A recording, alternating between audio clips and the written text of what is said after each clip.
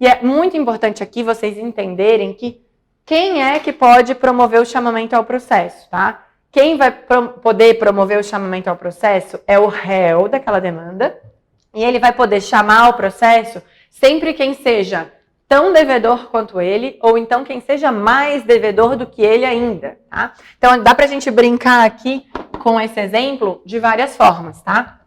Vamos pensar que o A chegou lá no dia, não foi pago, não foi adimplido o contrato, o A quer ajuizar a ação de cobrança.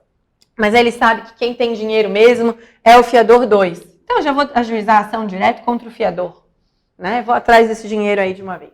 O que o fiador pode fazer? Ele pode promover o chamamento ao processo do outro fiador, que é tão devedor quanto ele, ou ele pode também chamar já os devedores principais, né? Os devedores ali que figuram no contrato mesmo. Por que ele pode chamar tanto o fiador? Ele pode chamar o fiador porque é tão devedor quanto ele. E ele pode chamar o B e o C porque o B e o C são mais devedores ainda do que ele em relação a esse assunto aqui específico, tá bom? Agora, vamos inverter.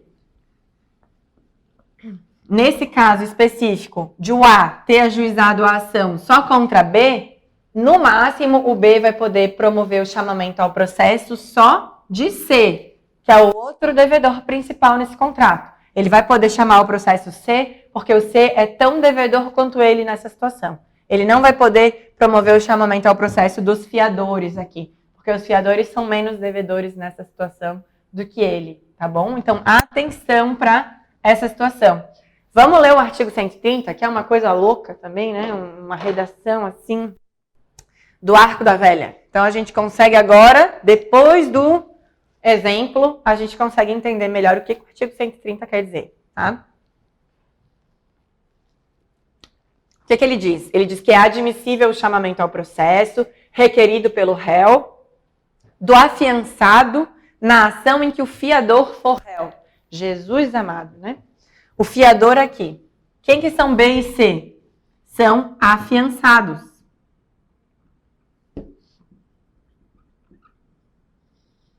Né? O fiador, ele está funcionando como um fiador desse contrato aqui que eles firmaram. Então, os afiançados são esses aqui, né? Então, é admissível o chamamento ao processo requerido pelo réu do afiançado na ação em que o fiador for réu. Então, mais ou menos o que o artigo 130 quer dizer é o seguinte, ó.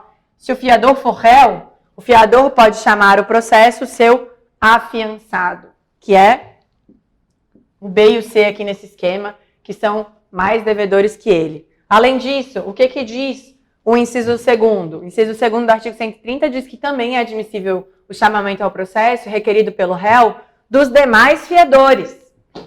Então, se admite também o chamamento ao processo dos demais fiadores na ação proposta contra um fiador ou contra alguns dos fiadores, tá?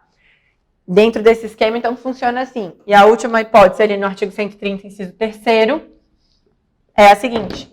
Admissível o chamamento ao processo requerido pelo réu dos demais devedores solidários quando o credor exigir de um ou de alguns o pagamento da dívida comum. Então, o inciso 3º trata dessa situação. Esse aqui é o devedor principal, né? Ele é afiançado, mas eles são os devedores principais, devedores solidários dessa obrigação. Então, é admissível o chamamento ao processo requerido pelo réu dos demais devedores solidários quando o credor exigir só de algum ou de alguns o pagamento da dívida comum.